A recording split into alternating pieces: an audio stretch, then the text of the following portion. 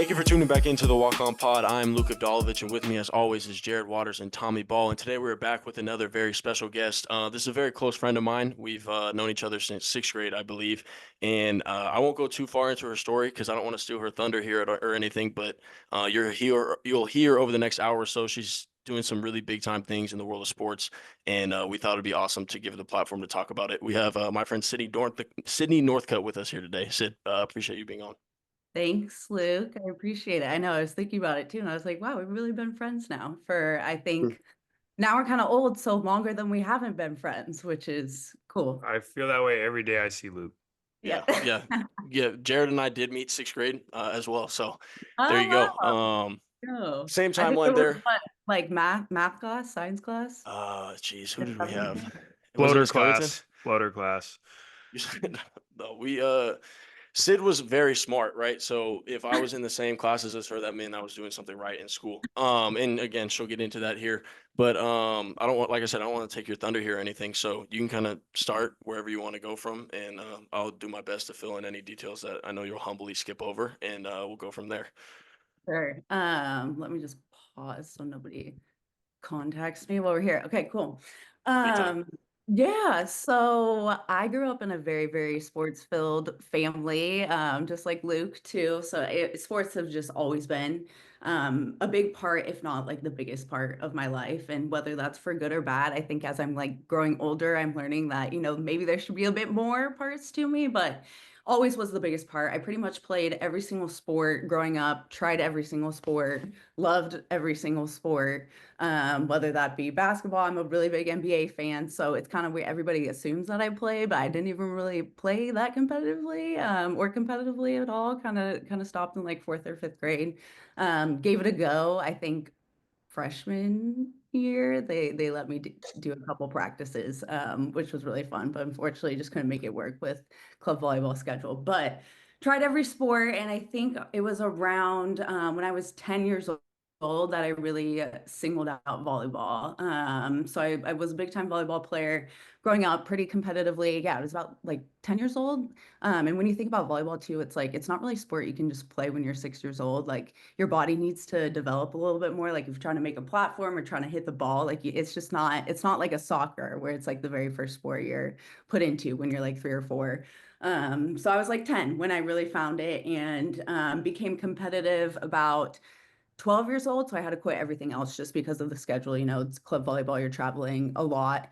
It's a year-long thing. So kind of quit everything else and really like dove into it at about 12. And it was and still is honestly like my biggest love I've had in life. Like I loved everything about the sport. Like I was definitely one of those people who like I had the volleyball on my hip, was bouncing it all the time, whether that be in Target, in Chipotle, like in Home Depot. Like I just had a ball on me all the time. I just loved it. Like it fueled me. I was so passionate about it. And it was both like the game itself and also everything that comes with playing a sport when you're young, the teammates you meet, the leadership skills you learn, like really just all encompassing the sport. I was obsessed with it, like obsessed, obsessed. And so yeah, I played pretty competitively. I'm obviously from the Sacramento area, just like Luke and everybody here. So played club volleyball all around Sacramento. Played, high school, obviously, and yeah, won, national championship in club, which was really fun. I think that was my freshman year. Played on some really competitive teams, played with the best girls in California.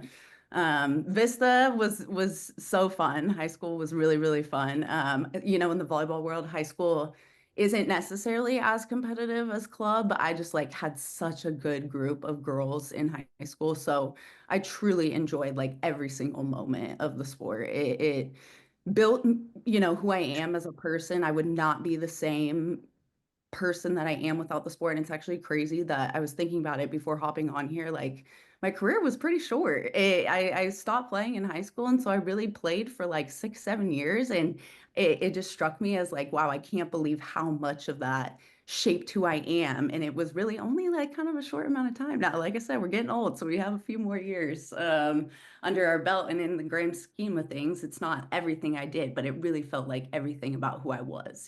So Everything was going good. Things started going bad, and they started going bad pretty quick, I would say. My junior year was when I quit, and that was a lot of things got me to that point, and it took a lot to quit the sport. I never saw myself being a quitter or someone to step away from something or someone who couldn't overcome something, especially if it was relating to something that I love so much. But it was a variety of factors. I'm not going to blame it on any one thing. I probably could if I wanted to, but it was a mix of things, whether that be club politics. A lot of it was mental health related, like a lot of it. I always, I always felt like I was just a few years or even 2 years behind, a couple years behind the whole mental health and sports conversation. Like if that had really become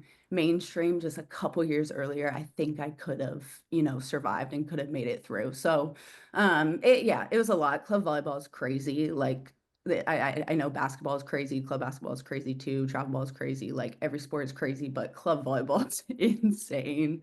The parents are crazy, the coaches are crazy. It really takes away from just the girls going out there and having fun. There's a lot to it. I know it's not just volleyball that happens in, but looking back, it's like you're dealing with adults that just it's like, who's it about at this point, So there were a lot of different factors that led to me quitting, and that was really, really hard.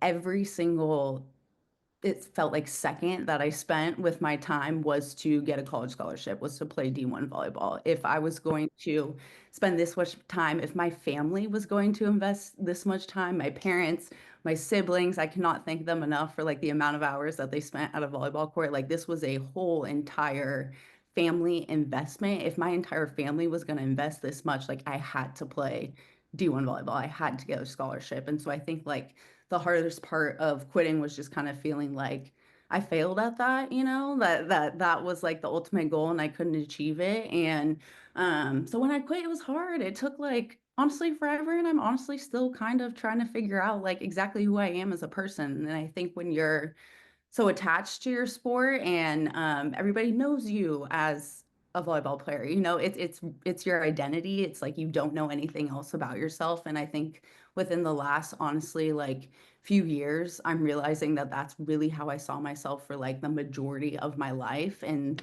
so I'm honestly like kind of now in this period of just like figuring out who I am outside of a sport. And so but the one thing I did know when I quit was like I had to stay in sport in whatever capacity that was. And that next thing after, I quit junior year. So like college is coming up. It's what do you want to do professionally? And so I honestly been really lucky to know kind of exactly what I wanted to do. Like that is not the normal situation. Like I recommend people and students and young people trying out so many different things to figure out what you want to do. I was really, really lucky in knowing from a young age exactly what I wanted to do. With my love of sports came like this really intense love for writing and sports journalism. So like writing and sports are my two favorite things. Mix the two. I grew up just idolizing reporters, idolizing, everybody in the media space and just wanting to be part of that. For a second, I was like, do I want to try the broadcast route? Is that what I want to pursue? And then in I think like senior year of high school, I came across this internship with our school district and it was a PR internship. And so I learned all about PR and I was like, okay, I think that's, a good fit for me behind the camera. And I love like helping people shine and putting a spotlight on other people's stories. And so I found PR and, ever since like, yeah, senior year of high school, I was like, that's what I'm going to do, sports PR. So quitting volleyball took up all my time. So I kind of just like my trauma response was just put myself into work. So I had my first PR internship in high school senior year. And then from there, I just in college tried to get any and every type of sports media experience that I could. So I went to San Diego State University. It's actually funny and kind of ironic because SDSU was my first unofficial visit I ever took. And so when it came back around and I was applying to schools, now normally I'm not getting a scholarship, I'm not playing volleyball, I'm just a normal student. I had this like weird thing with SDSU, like it really mentally like did a number on me. So I had this like weird thing. SDSU was actually the first college I got into, and I was like, no, I'm not going there. Like that's not where I'm supposed to be. I think I like deleted the email, and I actually think I got in on my birthday. And I was just like, I don't care. So it just was not the picture that I had saw myself, that I dreamed of for myself. You know, it's just a bit different. And I was like, if I'm going to not play sports, I'm gonna be at a UC or at some big, you know, some big school. Um, Looking back, I think every single thing happens for a reason. Like I'm a really big believer in that. And so there were just little signs. And now looking back, I like see it all and I'm so thankful for it all. But yeah, so I ended up at SDSU. I didn't get into like as many colleges as I thought I would. And so I honestly like found myself going to SDSU not because I really picked it, but that's just kind of how the cards, you know, fell. And it was tough. Like when I first started college, I found myself in a position where I wasn't playing my sport anymore. You know, I just was a little bit lost. I had gotten this internship with the football team going into college. So I reached out to them ahead of time when I was still in high school. I actually remember doing the interview for it, like in my car in the parking lot at Vista. And so that internship just like really started turning things around for me. I met people, I met friends, you know, that I was that had similar interests in me, and I was like working in sports. And from there, it just kind of like gave me the bug, and I was like, okay, this feels right. This is making me happy. This is what I want to do. So I was at SDSU for 3.5 years. And during that time, I worked with the football team. I worked with the basketball team, both on the ops side, on the recruiting side. I put together like all the official visits, all the unofficial visits. It was so much fun. It gave me a lot of like the PR skills as well too. And then I also worked for the media relations department at SCSU Athletics. So got to work across men's basketball, women's basketball, and football, which was really fun. Probably a highlight of that. It was kind of a bummer because it ended up being the COVID year, but we were ranked, SCSU basketball was like ranked AP number 4 my junior year, I think. And so that was really fun. We got a bit robbed, I would say, from COVID, but came back the year afterwards and made it to the championship. Unfortunately, lost, but that was a fun one. So yeah, I just worked in that media relations department. I honestly did so many different things in college. I did not have a free second. You know, I was just trying to get my hands in any bucket. I worked for, you know, I did things like I worked for the public media station in San Diego because I wanted to get experience in a newsroom and to see what a newsroom was like. I worked for, I don't know if you guys remember like the AFL League. I think that's what it was Yeah. called. Not even XFL, like AFL, I think They were trying to be pre-XFL. like the outside, like play on the off season of the NFL, right? Yes, yes. And so I Yeah. like worked, there was a team in San Diego, so I did that just on the media side just to get some experience. I worked for Wasserman, which is a big agency. So they have their action sports team is based in SoCal, as you can imagine, like surfing and all that. So they had an office in Carlsbad. So I was going up there commuting. It would take me like an hour and 45 each way for free, like 4 days a week, just to get some experience there, which was amazing. I worked for the Kings. I'm a big Kings fan, really big Kings I fan. feel So bad for you. it was honestly the best. Oh yeah, for just being a fan. Yeah. Yeah. That's Yeah. a common We theme always for get hate. we always Yeah. light a candle for Luke. It's all right. It's fine. Um, Mutual we interest have now. each It's fine. other though. We have Yeah. each other, so the support helps. But I mean, we don't know anything different either at this point. So, but yeah, so I got to intern with the Kings for a summer, which was amazing. So I really, yeah, like I said, just try to get my hand in any bucket, media related. I was driving up to LA to work Chargers games for their PR department just on game days, like just trying to get any type of professional sports experience from the big leagues all the way down to the minors to like developing leagues and teams too. So I graduated in December of 2020, which was a really shitty time to graduate because it's in the middle of COVID, especially trying to get into the sports world because live, just sports and entertainment overall, the entire industry was down. They're not hiring because we don't have live sporting events or live games. So the first like real job I got out of college was it was with SDSU, was like a marketing communications role. I knew things would get better in a little bit. So then my next job after that was my first PR agency job.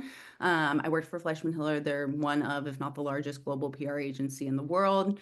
And that's where really my PR experience started. That's kind of like where my journey started. I found myself in this like really, really cool media, sports, consumer brand. That's not really a niche because I just named like three large things, but in that world. So at that job, I actually found myself in a cool footwear niche. So I worked with like Vans, the startup called Soul Savvy. But then the sports brands I worked for included Gatorade. So like got exposure to like all the way to the top of sports there. Worked with Samsung, so it was cool just to get a little tech experience and also just like top of corporate to be able to see what that looks like, see if I liked it or if I didn't like it, and where I wanted to go. But then after that, or sorry, at that job, I actually one of my clients was the Players Tribune, which is the one of the brands I work for now. So PRs, especially sports PR, is a very, very, very, very small world. You will come across the same people. Clients will be agency partners and vice versa all the time. So I actually came across the Players Tribune years ago. Loved them then, still love them now. They are, if anybody's unfamiliar, it's a sports content brand. It was co-founded by Derek Jeter 10 years ago, and we do athlete first storytelling. So instead of like your typical sports reporter kind of being the middleman, it's just athletes telling their stories in their own words. So had them as a client, and then after that job I also had other clients like FIFA, and so some other sports related guys. After that job I kind of took a leap and I went and worked for Adidas and Spotify in another agency role. So that experience was amazing. My first kind of like task when I got there was bringing Messi over to the MLS and how does Adidas really shine in that narrative. And so, yeah, I just got really great experience working with both of those brands. If you think of sports and entertainment, they're really one of the top brands up there. And then after that, I made my way in-house and up to LA from San Diego to work for LeBron James and Maverick Carter's Spring Hill Company, which includes Uninterrupted, Spring Hill, The Shop, and then another kind of agency underneath them. So got some good experience there. Absolutely loved, everyone I met there, really good people there, amazing brands. And then, yeah, about 6 months ago, I found my way back to the Players Tribune. So they came calling, and I also work with Sports Illustrated. So I work with both those brands in-house, and it's just been the best experience. And so I really feel like everything has been so full circle. And just to give like one example of that full circle, so like the Players Tribune, I've been a reader of them and a fan of them for much longer than I've been connected with them professionally. And Kevin Love I absolutely adore him, admire him. He, to me and him, and that's why I love DeMar on the Kings too. Like those two guys really broke open the topic of mental health in sports. And when Kevin Love first shared his story, he shared his story in the Players Tribune when he talked about having panic attacks and having to go back to the locker room to deal with those. And that conversation really just broke open this whole conversation about mental health in sports.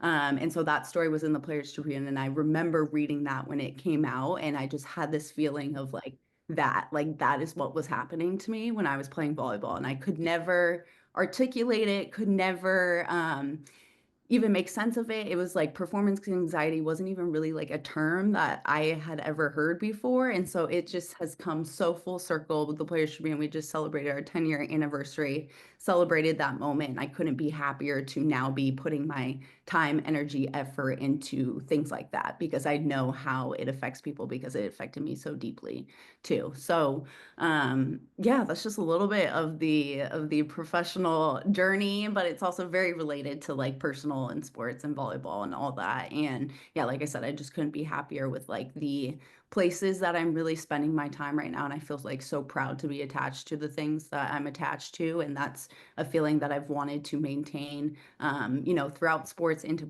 my professional life and for the rest of life or whatever I do. That was awesome, guys. We need to get more communications people Yeah, on the so podcast because can I just say that? Can I say two things? One, I'm exhausted because that was amazing, We're talking a and lot. two, I clearly was slacking in my college years because I did yeah. not do anything So close to any of When that. you're I playing don't. sports, you're too busy. No. Yeah. She was playing sports too. You were Look, playing like 3 sports at once, she was based on on top what of her you're game. telling me right now. I also want to note, so this episode will be released on Sunday. That is Sydney's birthday. And Oh. so we know how old I am. Obviously, Sydney and I grew up together Yeah, in the you're same grade freaking and everything. old. So you You got to be guys way can older do than your math Sydney. and figure out how old she is.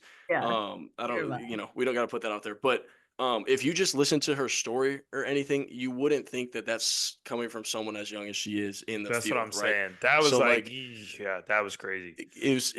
and obviously this is kind of jumping around and we're going to get back into a couple different themes there, but we talk about being a walk-on and not being afraid to take advantage of your opportunities, find yourself, like go ask your coaches for extra help, go get extra workouts, go do all this, go do all that. And how you can apply it in the real world is exactly what Sydney just went over. Yeah. She said Yeah. right when she got to San Diego State, how can I get myself in as many different sports communications things as I Buckets. can I like find? that. I put How can I myself in just as go? many buckets as I can. Exactly. And so Yeah. I'm glad you told the story in the way you did because again, like I said, I was going to go over some things that if you did go skip over it, I was going to go Yeah. through it. But Yeah. like you weren't afraid to put yourself out there and like as an 18 to 22-year-old kid, that's not the easiest thing to do, right? No. And I think it kind of shows your maturity That was great. Yeah. growing as an adult and getting in like there's a reason why you are where you are today. Mhm. Sports helps, right? Because you are put in situations where you have to learn how to communicate what you want, whether that be a coach, whether that be a teammate who's not setting you. Like you have to communicate your goal and where you're trying to go, and especially like the concept of a walk on too. Like it's relationship based, right? Like you're needing to vocalize, like really, really vocalize these things that you want. And so sports really helps you learn how to do that. That's what I was going to 100%. say, that I think regardless of what happened with your volleyball career, it definitely like is very We're going to apparent touch on that that by like, the way. yeah, but it's very apparent that like the drive you had in volleyball, you just shifted it. And that's where I think a lot of people, especially people that play sports and have that as their identity, they don't realize that they can do that. They're like, I can be just as aggressive on like in the business world as I can be on the volleyball court or on the basketball court or on the football field or anything like that. Like you literally just took the passion and just directed it like 90 degrees that way, and then it just took off. And that's like cool because like so many of the kids that like we all know and kids I work with and things like that is like basketball is, at the end of the day, basketball is like a vehicle, right? It's just a way to help you like set yourself up, because like we all know, like I mean, Luke is very fortunate, Tom's fortunate, I was fortunate, but like I thought I was gonna play for a lot longer than I did. Yeah, And it's same. like that's like all of us think that. And that's Right. like a crazy thing to like for you to I guess this is the, based on what you said, it's like you literally maximized all those things. So regardless of how many years you play volleyball, like that the volleyball mentality that you had has been maximized, I feel like. So that's why it's super impressive. Thank you. Yeah. So Sydney, you very briefly kind of skippered over it a little bit. You said national champion. You talked about taking it unofficial at SDSU, which again, that's a Mountain West, very high level athletic school. How good of a volleyball player were you really? And again, I have a story that I remember specifically. So if you Oh don't no. if you don't tell it for real, then like I'll have an example. But like I'm trying to you think of go toot your horn right now. That's what's fine. That's what you're here for. I'm trying to think of what story that you have waiting, Oh, but I was pretty good. I was pretty good. Like I was not, it's funny because I'm 5'9.5". The half is important because my sister and my mom are 5'9" and I'm taller than them. So the half is important. Very However, important. I've been this height since I was 12 years old, since I yeah. started. Oh, so you're a giant. Oh, I she was was very tall when we first met. I remember that. Luke was like I was a 4'9". tiny kid. yes. Oh my gosh, I wish we could pull out like a sixth grade photo of me and Luke because No, we don't have to do that. They're out there too. We don't have to do that. It's I would be okay. towering over him. So I'm literally the same height now as when I started playing volleyball. So I was way taller than all the other girls, like way, way taller. You So start on the outside, is what you're saying. yes, I could hit. Yeah, I could hit. And then come like freshman year, I'm like, oh, these girls are 6 feet. They're 6'1", they're 6'2". I've got like a 6'5" friend. I got a couple 6'4" girls on my team. So that was tough. So I kind of not tough, honestly, because I became a setter, and I think that's what I should have been from the beginning, to be honest. Like, the setter, it's your point guard, it's your leader of the team, it's So funny. the It's so playmaker. funny. Yeah. So Foreshadowing. Yeah. Yeah. God, man. yeah. I You wish, got you know what? We should, yeah, man. I don't know if Amanda's still awake in there. I should go see if she wants to come out here and talk about Play. this. What, man? That's how we met. Amanda was a There you setter go. in college. Oh, there we go. Okay. Yes, here you know. So, yeah, so I could hit, but I could also say I was like a very well-rounded player. So like my idea on sports is like I know there's the two arguments of like specialization or just like being more like I am a generalist. Like let's be good at every position. Let's go out there and be able to play every single position on the court. And that's why I think why I was good is because I had every different skill.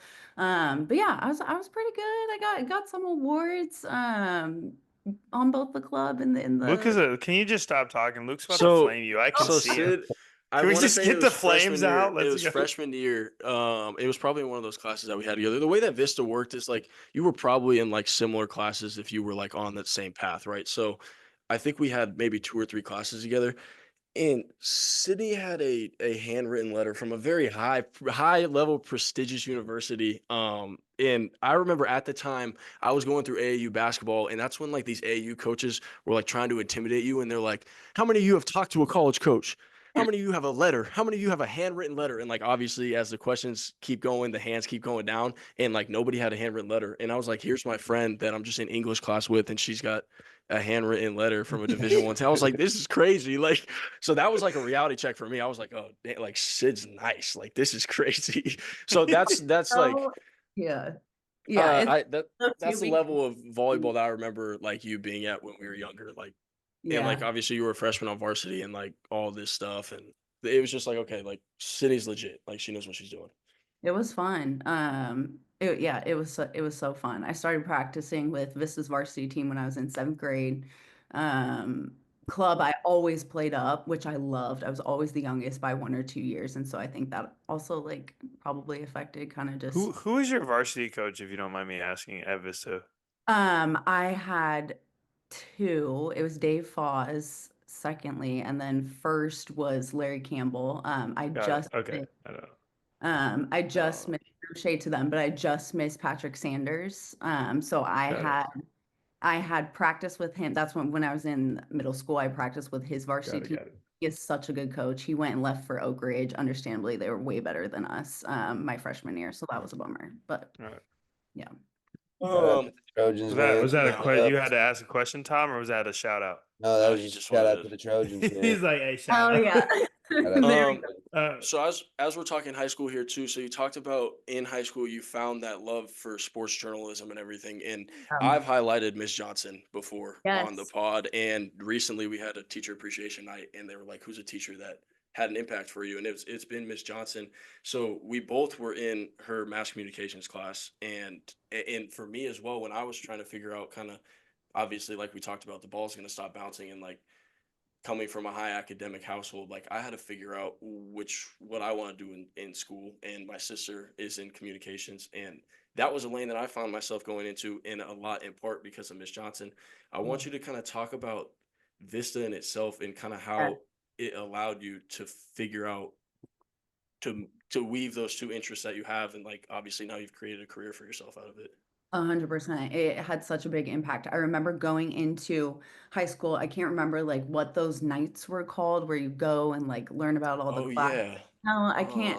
Open When we house. were in It Yeah, was like something like similar to that. that. We were in middle school Yeah. and like you would go and like they would all like brag about their classes and stuff. Yes, yeah, it was like all of the electives, like all the Hmm. teachers that had electives had like, yes, it was exactly that, Luke. Like there was a little booth and then you could go like check out that elective class, see what it was about before you like sign up for your classes. So get to Miss Johnson's booth, and she's teaching this mass communications class. And I'm pretty sure, correct me if I'm wrong, Luke, but I think maybe like it was the first year of her class. Our freshman year was her first Yeah, year, I believe, or yeah. first or second. Like it was very new. Yeah, it was at the beginning of this program. And so like mass communications meaning essentially journalism. Like it was a journalism class. And this was so rare for high school. Like I think they now a lot of high schools have these kinds of journalism programs, but back in the day it was like one of a kind. So they had a full-on journalism program for freshmen to seniors to learn how to write journalistically. It's completely different than any other kind of writing, whether that be for Yeah.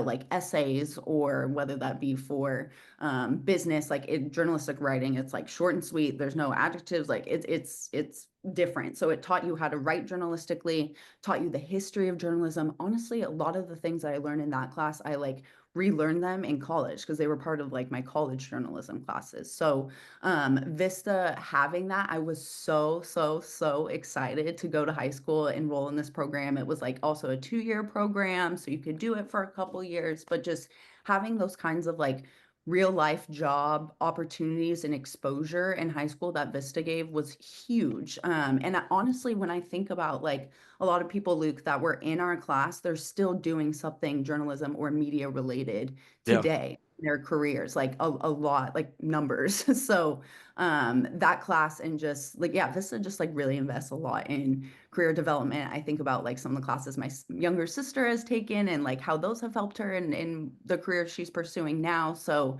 yeah, those kinds of opportunities and those teachers who really are so passionate. Miss Johnson was just so passionate about the subject too. I think that really like wore off on her students and in the way she taught it. And it just made journalism so interesting, like hooked me from day one. I was already a fan, but then like once I saw practically in class how I could do this, for a profession, it was game over. So I can't understate the impact that that kind of programming had. Man, Oh, Vista knows definitely. what's up. I was I gonna don't They have say, do. like, anything I like didn't that get at that Oak kind of Ridge. funding. Yeah, Yeah, we I didn't have was that kind of we funding. are we are That's some very, different very funding lucky. at Vista. Whew. Yeah, very lucky. Um, Very We were lucky. doing we Sid, were doing Sid, strictly English 5 paragraph essays. We were yeah, never Schaefer style, actually. baby. You know what's funny? And like I'll probably tell Miss Johnson that we had this podcast with I us know she would be and so. sh Let's get Miss and Johnson on here, man. she would do it. Should. She's the We really homie. should. I talk to her all the time still. We both had her for English as well as a mass communications class, and like I don't like obviously I don't want to like sit here and judge or anything, but you could noticeably tell like she was more excited during the mass communications because like that was her baby. Like she Yeah, molded that part of the school, and so like you said, her passion for it I think definitely rubbed off on her students, and like it was hard not to enjoy that class, even if you like got thrown in that elective because you forgot to right. sign up for something. Like people enjoyed being in that class. For sure. She's fun. Uh, Sid, I have a question. As far as what would be one thing that, like a myth or like a misnomer that people have about the PR profession now that you've seen it in all different facets? Like, what's something like going into it like you thought or you think people think that isn't true? That's a Because I good one. know that it's like a very broad It's subject. People say they want to be like PR, but like yeah. there's so much to it, more than Right. that. And I always say, like, I work in communications and it's like really hard for me to communicate what I do. Like, if PR Yeah. is such a big umbrella, it can mean so many different things. Yeah. So it's hard. I would say, like, the biggest misconception, not even about sports PR, but this happens in sports PR a lot, but just in general, PR is not like crisis communication. Like, it is not our job it is our job. It's 10% of our job to clean up messes, but that is not all we do. Like Yeah. bad things happen. That's definitely part of the job. It is not like the day-to-day thing. We don't just like act reactively. Like it's much more strategic than that. And they're even like I don't even have to do crisis PR because like an agency can do it for me. Like that is not like what the whole industry is at all. Yeah, it's much more strategic, proactive than reactive and just cleaning up messes. Like there's a lot more that goes into it. How I like describe PR, and it's still very vague and doesn't necessarily give like the most specific impression, but like we're just dot connectors, whether that be connecting dots between brands, between people, between, That's a good way to look at it. teams. Like we just make things happen. We just connect the dots, plus like your typical media relations and things like that. And then I would say like another thing, I kind of feel like this has been my experience in the PR industry, and I can't say necessarily if this is true for all other industries. But I feel like, and also I think this is just more of like a newer age business thing, but like you don't really have to stay in your PR job all that long if you're not happy. Like you don't have to stay there for years and years and years. Like if you make good relationships with people and you have people on your side and people who want to see you succeed, like you don't have to stay with a brand for 3 years to make an impact. Like keep it moving and know what's right for you, and stand on what you stand on, and it's all good if you got to move within a year. And I think that's like maybe a misconception just about like business overall. But that's been my experience. I have a follow. It's funny that you brought that up because I had a follow up question to that. Is that you talked about like obviously Players Tribune is like very player centric and stuff like that, and we obviously everyone loves that part of it. I'm sure that's why it's so successful. But what do you think caused that shift? Because for so long it was sports reporter to the consumer, and they were always there. So like, what do you think changed? Was it something like social media driven, or was it just something where like the players took more control, or the player, what I mean? What do you think was the shift? I think it's a mix of factors. I think like social media is probably the biggest one. Now athletes have an opportunity to speak directly to fans. They don't need a publication to come to them and ask them for a 15 interview. They can tweet it out themselves, however they feel. And I think there's just an overall, and I think not just in media, I think just overall athlete empowerment has just been on the rise in the last like 10, 15 years. And whether that be through sponsorships, partnerships like NIL, just taking the power back in terms of saying their narrative in their words on their own time. I think just this overall player empowerment movement that we've really seen in the last decade has lent itself to athlete storytelling platforms that really do like athlete first storytelling, in first person driven by the athlete. So yeah, I think it's a mix of factors, just accessibility, people having more access to their audience directly via social, and then yeah, just overall athlete empowerment and athletes really feeling like they have the tools and the resources internally and don't need as many outside people to get their things across, whatever those things may be. Yeah. I have two questions, then we might be able to switch gears. First one, we've talked about you obviously got your start in communications and journalism at the high school level. You had your hand in a bunch of different buckets at San Diego State, and now you're working with professional athletes. What's been the biggest difference from level to level and the different level of athletes? What's been the biggest difference for you on behind the camera side, like you talked about? Oh, that's a really good question. Yeah.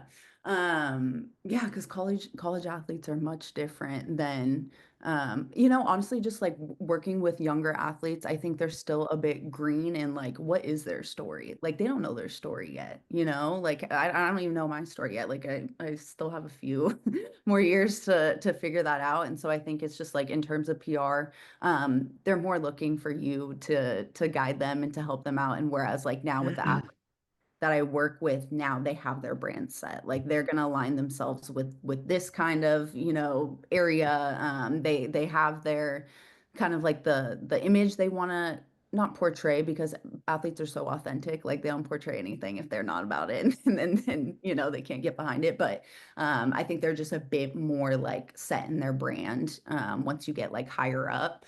But in terms of just like working with athletes overall, I wouldn't say just like on a personal level, there's a crazy difference. Obviously, there's going to be just like a heightened level of professionality you have to work at when you're working with like the top of the top.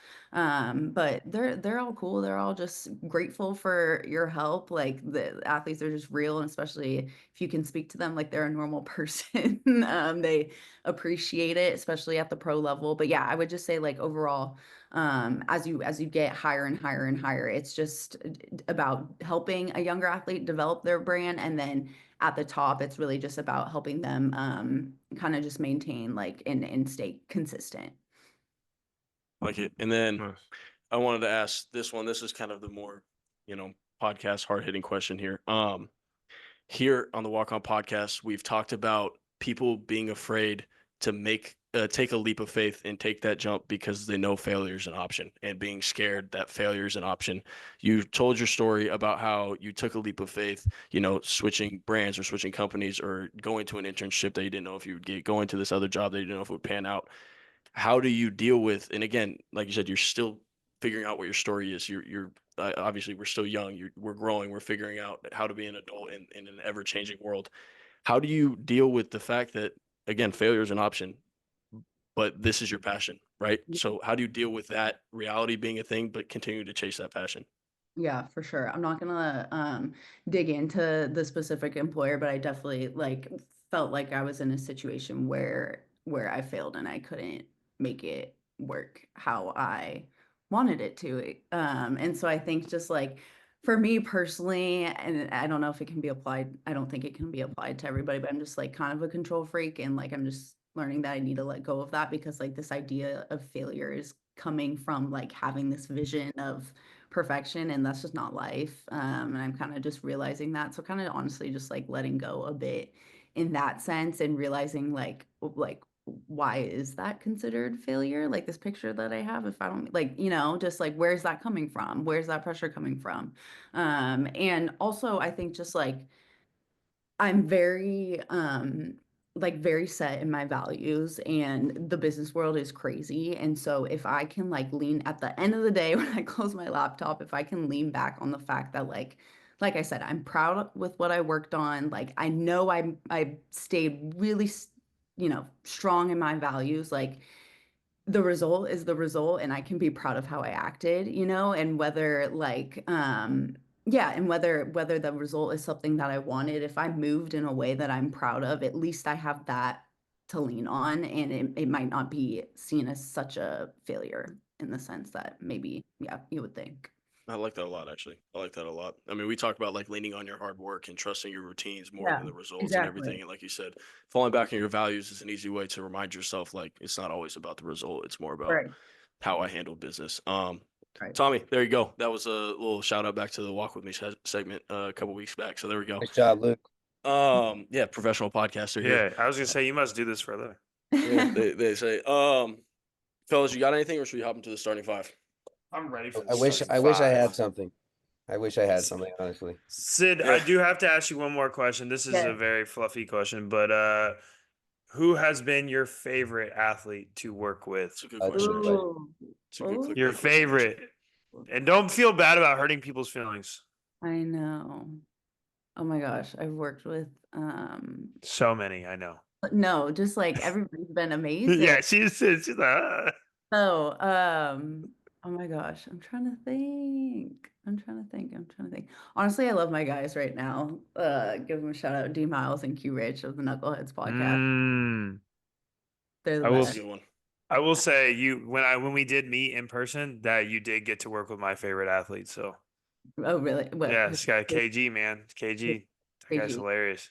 I'm trying to think of other, because there's been so many like truly amazing ones. It's good. You're playing the politics realm. I like it. This is good She's PR right here. This is good PR. we've heard of people who are media trained. You got the media Yeah. trained, like someone who literally Barely. knows what they're Yeah, doing. this Yeah, is so above. I guess I would have instantly honestly, just said some random yeah, person. honestly, Not even honestly, thought twice about it. yeah, right. Honestly, that very first PR internship that I had for the school district, I covered an event with Willie Cauley-Stein, and he was like amazing to me. I was this little like 17-year-old girl like trying to interview him, get a video package together. I have no idea what I'm doing, and he was like wonderful. I can So that's, corroborate. He's a super nice dude. yeah. He was really sweet to me. So that's just one that sticks out. But honestly, I was a little biased. You were a Billy yeah, Stein right. fan already, though. Right. So I don't know. Yeah, No, that's that's a good one though. That's good. Everyone Yeah, loved him in SAC. Everyone loved him in he's SAC. a great dude. yeah. All right. I like it. Before we get into the starting five again, she obviously gave her story and everything, and she talked about like diversifying her portfolio. You could probably look up Sydney's name and like see a lot of the different things she's had her hand in, and it's probably a lot of the same things that we preach to this audience, probably consuming the similar media. So if you don't know her work or everything, just go ahead, search the name. I'm sure you'll find some pretty sick things that, pass some time, learn something, whatever it is. Let's get into this starting five. So get my team ready. Here we go. This is a Sydney starting five. We asked her what she wanted to do. And she said, this is a really good one. I'm actually excited about this one. We're doing starting five NBA My team players is if so they high were level. Sorry. we're doing starting five NBA players if they were on a volleyball court. So we're going to keep our same point guard through center with a walk-on pick, but it's the players that we think would do well on a volleyball court. I feel like know, your list is not legit unless you put it in actual volleyball positions. I got mine in I volleyball did. positions. I I'm did. just telling you, I got volleyball Okay. positions over here. Obviously we're going to, for our producer's sake, for the graphics sake, we're going to have our actual positions, but I'm hoping, I was hoping Jared did, obviously Sid would. Come on, man. We'll see what Tommy's volleyball knowledge is talking about. Can I ask one more fluffy question before we start? Since we're good. That you cannot answer this. This is if you are really PR trained, you don't have to answer this. But if you're playing intramural co-ed volleyball at San Diego State, would you let Donovan be on your team? Of course. I don't know why I said of course and then thought about it for a second, but no, he can. You might be sitting right there. He can play, but all right, that's it. he can play. Yeah, we won. Amanda wasn't happy I was on the team, but I led the team to victory. So that's crazy. We're both very, very competitive. So all right, sorry. Go ahead, Luke. I didn't mean to steal your thunder. No, it's actually on Sydney now. Sid, we told you before you were gonna pick the order of this draft, so we do it serpentine style. So whatever order you pick, second round will come back around, and it's positionless. You can pick whatever position you want first, and then we'll do the walk on at the very end. Okay. How about let's go, Luke. You go first. I'll go. Oh my God, this is crazy. I'll go second. Tommy, you go third. There you go, Jared. You lucked out. Let's go. I like that. Okay, if I wasn't gonna get first, she gave I'm herself gonna get probably first. the worst position. Yeah, she did, and she gave you the best position. Honestly, that's real. Shout out, Sid. Appreciate that. Okay. Let's do it. There's a couple different ways I could go with this first. There's only one way to go here. If you don't go, I'm upset. I don't know because so Sydney might have leaked one of her picks, so I'm gonna let her have that one. She leaked it. When did she leak it? When we were talking about when we were getting the episode set up. I'm gonna take my power forward here, and I think this guy would be an outside. Just he's extremely athletic. I think his stature and his length would bother a lot of people, and I mean he exudes power, right? So I would not want to be the person on the other end receiving the hit. I'm gonna take Giannis Antetokounmpo here as my first overall pick at a power forward. That's a great pick. That's a really, really good pick. I'll cross him off my list. He's definitely on there. He'd be a He great. didn't make it to my tryouts. I will say this actually. I had an assistant GM for this as well. So Kalen. Oh my God! Look, what was I not supposed to use my resources? Man. Like, come on. Jesus. Right. So just so you know that when you put the graphic up, it has to be Kalen's list, not Luke's list. No, it's my list. She doesn't know. She probably didn't. Like, I had to explain to her some of these players, but then like when I explained what type of player they were, she was like, "Yeah, that's a good one." So like, you know what I'm saying? It was a good collaborative effort. Yeah. All right, go ahead, Sid. This is kind of fun. I gotta go with Wemby in the middle. That's the pick, man. I can't believe Luke gave that up. I said it. I didn't want to take it. Like she. All right, that's okay. All right, I'm assuming fine. that's You're a a good center. friend. You're a good friend. You're a good No, friend. I told you could, but No, it's okay. It's okay. That's an insane middle. Don't even need outside No. blockers. No, that's nuts. Just like you're not. Yeah, you're not. I'd love to see him play volleyball. I would. he's kill. built like the men volleyball players too. Like they're so skinny and tall like that, and just have crazy bounce. It's nuts. All right, I'll go a different route here. Sid said it earlier. The point guard is the setter. And who better to be my setter than Rajon Rondo? I like it. Oh, we're going all-time players. Okay, I like this. I think I might have said current. It's okay though. We're Yeah. No, we're gonna give him that. That's nice. It's okay. This is awesome. I didn't think, like, based on the order, I didn't think that Wemby would be there unless I was one. Luke fumbled. I don't know what he's doing. What a nice guy. So at my libero, Oh, libero. Okay. at my Okay. libero because this guy is gonna save so many tough hits. Give me Jaw, man. Jaw at my libero. Ooh, at libero. Yeah, Interesting. give me Okay. Jaw. I Jaw like libero, man. The guy's good. He just has an unorthodox style. He's gonna find a way to keep the ball in crafty. play. Yeah. Yeah, he's crafty. He's got good energy. He leads the team. Mm, Now we're talking about setters. Setters have to have soft hands. yeah. True. And when you get to the highest level volleyball, setters aren't short, they're big. So I'm going to take a bigger person here. And this guy has soft hands and he does it with a lot of flash. Give me Sengun. Mm, Alperen Sengun as my setter. okay. Wow. I Okay. don't know. I don't know if he's mobile enough. Do you I mean, because I'm still 6'10". as I said, I'm still putting it in a basketball. So Yeah, you want so him at give power me forward or point guard center? Jaw. No, Oh give yeah, me I got point that. guard Jaw, and then give me power forward Sengun. Sengun. Okay. Yeah, I thank can do you. that. All right. This guy on my team is going to be the shooting guard, but he's most definitely our libero. Um, he's in the NBA, he's deflections all the time, super athletic, he mucks stuff up, so I imagine he'll be getting everywhere to every ball that's needed. Give me Gary Payton the second Oh, as That's a my good one. Big homer pick right there. GP2. That's Sid, good. if you really haven't, if good. you're just tuning in, Sid, Luke Mhm. always tries to put a Kings player on his team, and Tommy always tries to find a way to put Steph or another Warriors Steph player on Curry. his team. I I'm usually find waiting on Steph the Curry in plan. my roster. I'm waiting on the I plan. think I think I honestly look. Steph I it's think what Steph 10? would be a good setter. I'm not gonna lie. I Yeah. think Steph Oh, would be a good setter. He's got great Yeah, touch. Like I think he would be yeah. a good setter. Yeah. I can see that. Okay. I am going to go with my power forward, who I think would make an amazing outside. I would not want to play against him. I think he's hitting through the block every single time. He's going to tool you. Aaron Gordon, I would love to have him Oh on. Yeah. wow, that's Oh, a that's good pick. good. I didn't think about that. Barry a legend. Yeah. Nice, good pick. Outside. I like that. Okay. I'm gonna take. Okay. God damn it. I'm gonna take this is my point guard, and I think he would be an incredible DS. I think he would be a defensive specialist, not afraid to get his hands dirty. Like I said, there's got to be someone on the other side ready to take the Giannis hit. This is the guy that I think would do it. I'm gonna take Jose Alvarado as my point guard. You're looking at a guy that's not afraid to get dirty. That's the And, second time on a list. That's impressive. Yeah. So give me Jose Alvarado as my point guard, and I think he'd be a DS. Now I'm gonna take. Now this guy, look, savvy right here. This is gonna be a right side, right? Because he's a lefty. Oh, okay. He's a Okay. lefty, and I think that's a tactical advantage. Right side, left-handed. Arguably one of the most athletic dudes in the league. Extremely Damn. long arms. Give me Derek Jones Jr. as my Damn, small I had forward. Derek As Oh, a Jones. that's right a nice side. pick. That's a pick. nice pick. Nice pick. Nice pick. Nice pick. Yeah, I had yeah. him as my next pick, bro.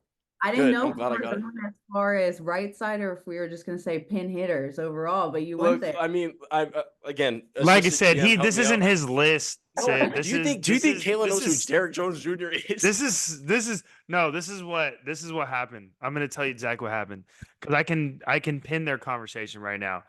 Kalen's like, Luke's like, hey, what does the left side look like? What does the right Wrong. side look like? Wrong. And then You're he's already like, wrong. and then she gives it to him, and he's like, oh yeah, I'm gonna put this guy there. No, so this is what happened. I said Derek Jones Jr. was the first person I wrote down. I said this dude would be an amazing outside, and then I was like, wait, if you're left-handed, do you play on the right side? And she was like, yes. And I said, okay, right side. You see that? You see that? You see All that? right. All right. All right. All right. All right. I will Thanks, match Kalen, Luke. for helping Luke. Go ahead. Elite pick. I will Sid. match Luke with an outside hitter as Oh, well. wait. Don't you No, it's Sid. Dang.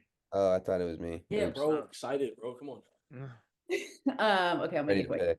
I'm going to take my setter because I should take my setter next. However, I'm a bit surprised that Steph is still on the board. However, I don't think I'm going to go with that.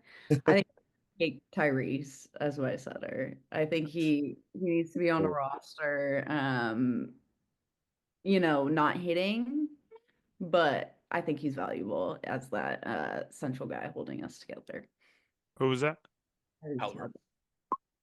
Does have Second like rotation legend. a kind of a setter jump shot, kind He of. does. Yeah. Oh shit. Yeah. Fingertip jumper. That's It's fair. nice. Actually, Okay. that's a pretty savvy pick, honestly. All Nice. right, Tom. Let's hear it, man. You were excited. Let's hear it. Yeah, I'll match Luke with an outside hitter. This guy, this guy has bunnies, man. And not much more needs to be said. Give me Shaden Sharp.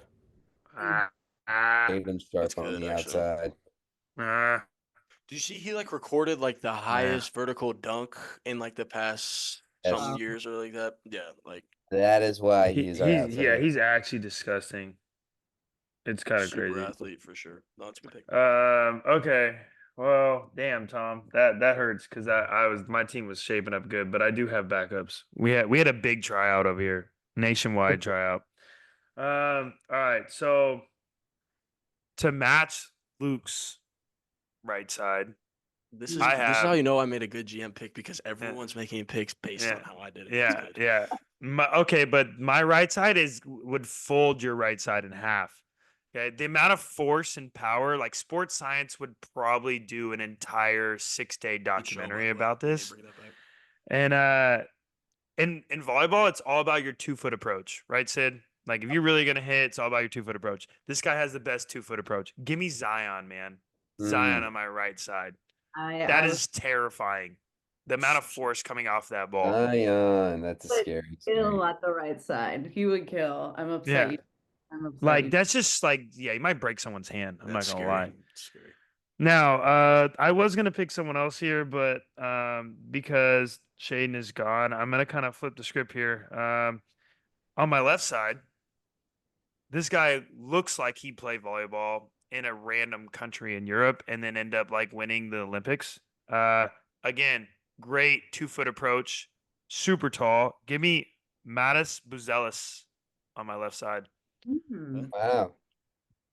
2-foot bounce. And he Super does look like a long volleyball arms. player, honestly. Yeah. He does look like a volleyball player. He looks like from Really good Lithuania. assessment. That footwork. Unfortunately for Mr. Buzelis, he's gonna have to meet this guy in the middle for my squad. Um, give me arguably the best shot blocker in the NBA, even compared with Wemby, Jaren Jackson Jr. That's a in the good pick. middle. That's a good pick. I like Jaren that pick. Jackson Jr. Hard is to gonna hit be over him. Yep. erasing things at the net. No, that's a good pick. I actually he came to tryouts. Yeah, that's a He had good one actually. he had too many J's in his name for us, but All right. I think I'm missing a shooting guard. Yes. Um, so I'm gonna put him on the outside. I think like if we're thinking about volleyball, he might be a little bit of an undersized outside, but he's like one of those nasty underside outsides where it doesn't matter if they're 5 feet tall or 7 feet. I'm gonna put Ant outside. Oh, Good that's a pick. that's really a good really one. good Good pick. pick. Yeah, great pick. You're Great just- personality too for the squad. He'll keep the vibes high. There's just not, yeah, once he gets rolling, you're Yeah, losing. that's a good one actually. Okay. So I need a center and my shooting guard here. Okay, I'm gonna take my center here. Now, not as athletic of a middle as I would like, but I think his hands are the reason why I would trust him in the middle. He's obviously got the size to play good defense, but I think around the net he's going to be very tactical. He's going to know when to be powerful, know when to use his touch. I'm going to take Nikola Jokic as my Yeah, middle. that's a good pick. I actually like that. He- Definitely he- couldn't play beach volleyball, but No. Feet stuck in the sand in Yeah, multiple definitely couldn't play definitions. beach But like I said, I think his hands around the net would be tactical. Like he'd know when to attack. He'd know when to use his touch. Like yeah, he'd use the be touch. impressive. He would be one of those guys that does the little like everyone jumps up to block and he just like touches Yeah. it over to the little drop corner. So that brings me to my shooting guard, and this is an undersized shooting guard for sure. But I think similar to what I said about Steph, the guy's touch is incredible. So I think he'd be a great setter. But I watching volleyball, I like when the setters do the little like I don't know the technical term, but when they like fake that they're gonna set it and they do a little push. I don't know what it's technically called. And I think this guy has the offensive mind to do that. He would know when to do it at the right time. So I'm gonna take Trey Young as my setter at my shooting guard. Yeah. May not be above the net, but No, that's fine though. That's fine though. Okay, We don't okay, you don't okay. need to be above the net when you got Giannis out there. Like it's just got to get over there. You know what I mean? And then like boom, like sorry, you know what I mean? No, that okay. guy is a menace. People in New York hate this guy. I love it. I love it. It's That would have so been my awesome. start. That would have been my start this week if it was just us. Dice because- roll. yeah. Yeah. He's so awesome. He's sick, man. He's so sick. Okay, I think I'm. Luke, help me. Am I missing a small forward? Small forward. Yep. Okay. Here, so you Well, need a small forward. Tommy, you need a power forward. Jared, you need a center. That's where we're at. Yeah. Cool. fortunately, I think I maybe made a mistake in strategy because I'm missing a libero or some type of defensive specialist, which is not typically going to be your small forward. So I did have a small misstep there. However, I just need this guy on my team out on the court. I think, maybe he could have fit in like a walk-on type position, but I'm going to put him as my libero right now. I'm going to go with Paulo. Okay. I think it could be something. Yeah, Like that's a good pick. it's not the perfect fit here, but I want him out there on the court. Yeah. Yeah. It. You got Ann out there rallying Yeah, I troops. mean, She'll be all right. Sometimes you got to go best available. It's all right. Yeah. Yeah. I need power forward. I'm gonna go. We need another guy with crazy 2-foot bounce. So, it's a no-brainer for us here. Honestly, he's in Utah, so I've seen him play a few times. Give me John Collins. That's a good one. Yeah, good pick. He probably would be good at volleyball too. Military kid, grew up. Oh, I thought you were Playing going to multiple comment on sports. something else. Oh no. Okay. No, that's good. What's wrong with you, bro? Nothing. Yeah, I just want to put it past you. See, look, just attacking my character. Go ahead. Thursday. All right. Now I have a center. This is my middle. To be fair, I had Wemby here, which was the right pick. But this guy, he's gonna strike a different chord and he's gonna inflict a different kind of emotion in his opponents. And you know what? Like he's huge. So like I feel like he wouldn't have a problem covering ground. He might block shots with his elbow. Give me Boban here. Boban at the middle. Oh, boy. Boban. I can see him scrappy up there at the net. Yeah, like he's just It's like intimidating he's too. huge. Yeah, like that's if you're what just I'm going up to saying, hit like- and you just see Boban, it's like, Like, I don't really know what am I this. supposed to do? Like, Yeah. Okay. walk on So team. as my walk on and my sixth player, this guy is super, super critical to the team, to the volleyball team, to the volleyball culture, to the volleyball lore. If we don't have this guy, are we really playing volleyball? And the reason I say this is because this guy would be all about the cheers and the handshakes. Give me Cam Payne. Cam Payne would be all about the cheers Hilarious. and the That's handshakes. And we know, based on the conversations previous in this pod, you can't really have good pick. volleyball without 1,000 cheers. That's a actually really good. I good thought pick. Jared McCain might have gotten taken there. No, Yeah. no, Cam Wow. Payne. I mean, yeah, that's a good one. Ultimate hype man. Wow, I did not go that route at all for the walk on. That was really, I didn't either. that was really smart, Jared. I went more of a different route. We wanted a guy who can just be an absolute utility guy for us as the walk on, someone who's just going to do it all, similar to GP2, honestly. We think this guy can bring it all for us. I got Dyson Daniels, Nice. Good pick. the Great Barrier Thief. Some are Is that calling what him. his nickname is? Yeah, it's kind of sick, actually. It That's, is. yeah. I am I a mean, it's a fan. lot to say, but Yeah. like that's It's a But it's mouthful for sure, impactful. but yeah, it's Yeah. cool, unique. Yo, That's a Luke, good you one. gotta stop, bro. Bro, it's late. You My gotta bad. stop, bro. My bad. All right, Sid, walk on. Okay, well, obviously I need to get a king on my roster. Yep, of course. I'm feeling inspired by our win a couple hours ago. He needs a little love. He got the Deepog chain tonight. He's my walk-on pick. Tonight I'm gonna go with Malik. I think he does a lot of things that He would be a good volleyball player. Really yeah, good 2-foot jumper, got good- wiry, bouncy. I think like that. I think he's going to give you some things that don't necessarily show up on the stat sheet. I think also if we're taking your lane, Jared, with like cheering and things too, that Yeah. would all be Yeah. great. Yeah, he's good Yeah, energy like if guy. he gets a kill, like there's a primal scream coming out of Right. Yeah, And that's like momentum. That volleyball yeah, is a game of runs. You yeah. get it a couple, you're good. Get hot. Yeah, no, that's a great pick. I love that Really pick. good pick. Really good pick.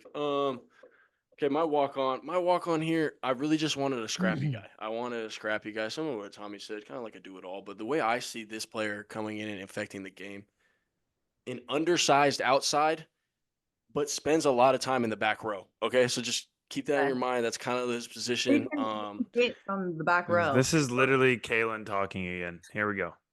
This was a Kalen pick for sure. And I agree.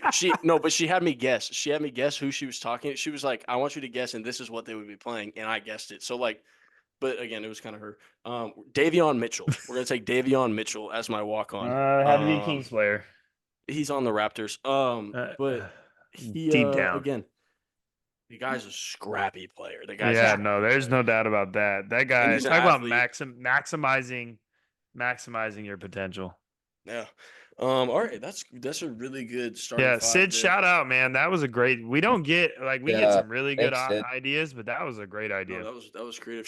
I don't want to air you out or anything, Sid, but she took a day. She was like, "Look, I don't want to settle on one. Let me take the night and figure one out." And she came back with this idea. She had the board. She had options up on the board, and she was just like, Let's just think tanking it.